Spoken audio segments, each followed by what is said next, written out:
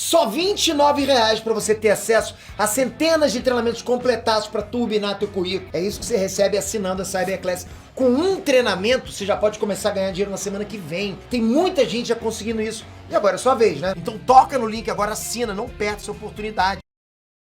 A agonia continua para cruzeirenses e vascaínos nessa reta final do Campeonato Brasileiro.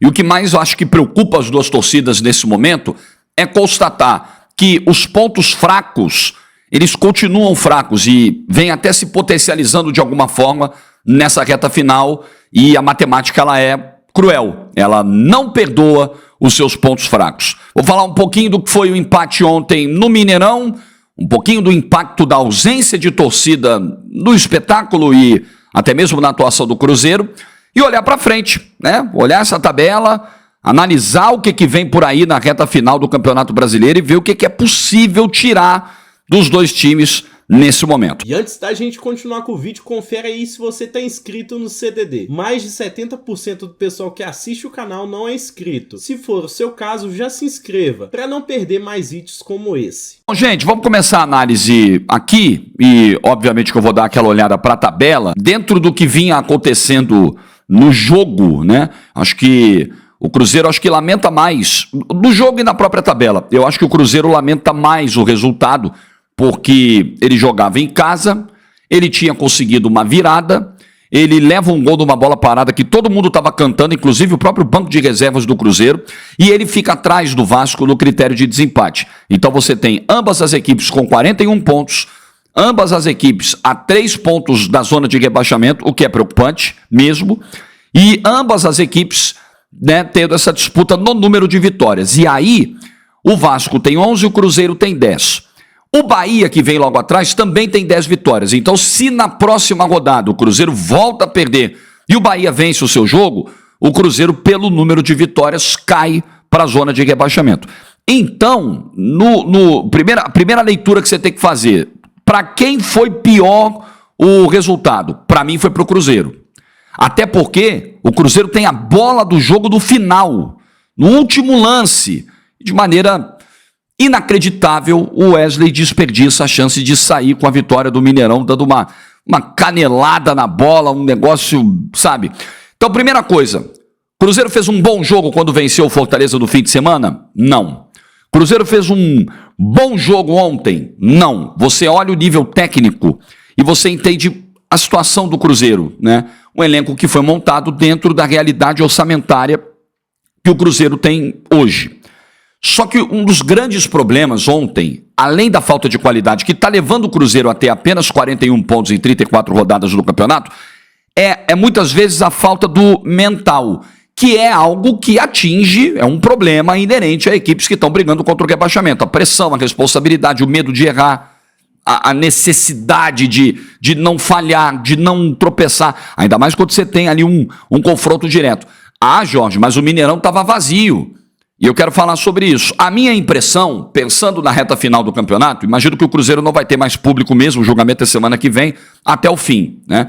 E aí eu pensando, poxa, talvez seja bom para o Cruzeiro, não é que não ter a torcida seja a melhor coisa do mundo, pelo contrário, o torcedor dá um combustível. Ontem eu estava ouvindo um pouco do pós-jogo na Itatiaia, na Rádio de Belo Horizonte, e o pessoal falando, poxa, e até perguntando, né, os repórteres repercutindo isso com alguns jogadores, pô, se tivessem 50 mil aqui, de repente aquela bola do Wesley entrava, se tivessem 50 mil aqui, o Vasco não se sentiria tão à vontade ali para empatar o jogo, e na reta final, a vontade é suficiente para vencer o jogo. O Vasco esteve mais perto da vitória no segundo tempo, depois do empate, na bola parada, do que o Cruzeiro de fazer o terceiro gol.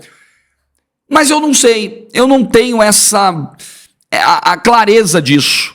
Eu acho que nesse momento a torcida acaba pressionando. Não que a torcida faça isso maldosamente, dolosamente, seja ruim ter a torcida lotando o estádio. Claro que não. Mas, às vezes, um time sem confiança, às vezes um time que tem uma qualidade muito abaixo do que se imagina para uma primeira divisão, eu acho que é o caso do Cruzeiro, é um time que está abaixo de uma linha de corte ali. Ele sente esse momento. Então eu pensava que veria um Cruzeiro um pouquinho mais à vontade, porque você tem um passe errado, você não tem aquele frisson da torcida, você não tem aquela cobrança. mas eu vi um Cruzeiro, às vezes, muito desligado. Inclusive, os primeiros 15 minutos, eu acho que o Cruzeiro se surpreende com a postura do Vasco, sai o gol do Pumita e tal.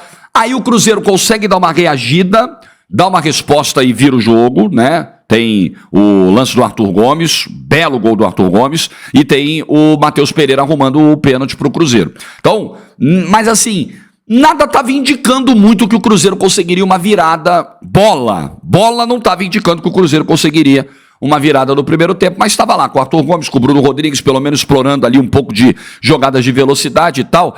Só que a conexão com os jogadores de frente era um problema, e isso a gente observa e entende como a falta de qualidade desse time para gerar jogo com clareza. O Vasco mudou, o Vasco fez mexidas, o Vasco melhorou no jogo. Acho que tem até um pouco de demora do Paulo Autuori para entender o novo rumo do jogo naquele momento, e o Vasco estava rondando mais a área do Cruzeiro. Era um Vasco mais presente no campo de ataque, fazendo o cruzamento, tentando encontrar o Verrete, e aí consegue um gol na bola parada, um gol de empate 2-2. É o que chama muita atenção na transmissão, quando o estádio está vazio, você consegue ouvir tudo, ou praticamente tudo na beira do campo. Os caras berrando, os caras cantaram o lance do gol. É a segunda trave. Ninguém percebeu, foi justamente assim que saiu. Levantamento para a segunda trave, zaga do Cruzeiro falhou nessa aí, e aquilo que a gente viu no final. Um Vasco ali mais perto de vencer o jogo nos últimos instantes do jogo do que o Cruzeiro. Então, assim, vamos olhar a tabela do Cruzeiro? Vamos olhar? Assim, o Cruzeiro vai ter pela frente confrontos contra Goiás, confronto direto, para deixar o Goiás logo fora dessa briga aí. Atlético Paranaense, Goiás é fora, Atlético Paranaense em casa. Botafogo fora, Palmeiras em casa. Nas duas últimas rodadas ele vai brigar com postulantes ao título. Podem ser jogos de título. Tanto o Botafogo no Rio, quanto o Palmeiras fora. Tecnicamente, desses 4 últimos adversários, o Cruzeiro é inferior a 3. A pelo menos 3 deles. E consideravelmente inferior em alguns casos. O Cruzeiro não vai poder se desligar como se desligou em vários momentos do jogo e vai precisar encontrar algo além das suas forças técnicas, porque as limitações elas são evidentes do Cruzeiro nesse momento. Então o jogo de ontem é um jogo para se lamentar. Acho que o Cruzeirense ontem, aquela mesma euforia que a gente viu no sábado, eu acho que ela dá lugar assim, eu não sei se é a um desespero. O Ronaldo fez uma mensagem, postou uma mensagem no final, parabenizando pela luta, pela entrega, mas são mais coisas aí que o Cruzeiro precisa resolver para conseguir fugir do rebaixamento. Não errar, como o Wesley errou no final, uma situação como essa de tabela não te dá esse direito, e não se desligar e manter uma concentração durante 90 minutos, que o Cruzeiro também não teve ontem. Então, são pontos fracos que acho que estão se tornando mais fracos para o Cruzeiro numa reta final, e é um trabalho bem difícil que o Autuori vai ter na reta final. Acho que dá para escapar? Acho que dá para escapar, mas acho que vai ser com sofrimento até o último jogo, até o último dia, até a última rodada. A Betfair é parceira do Cruzeiro e do CDD. Ela te dá o dobro do depósito até R$200. E também dá aposta grátis sábado e domingo, tanto para novo cliente quanto para quem já está na plataforma. E se você ganhar com a aposta grátis, você já saca, pois o dinheiro é seu. Acorda, se você aposta em outra casa a não ser a Betfair, larga de ser mané e aposte na empresa que ajuda o Cruzeiro. Clique agora no link do comentário fixado e faça sua aposta com muita responsabilidade.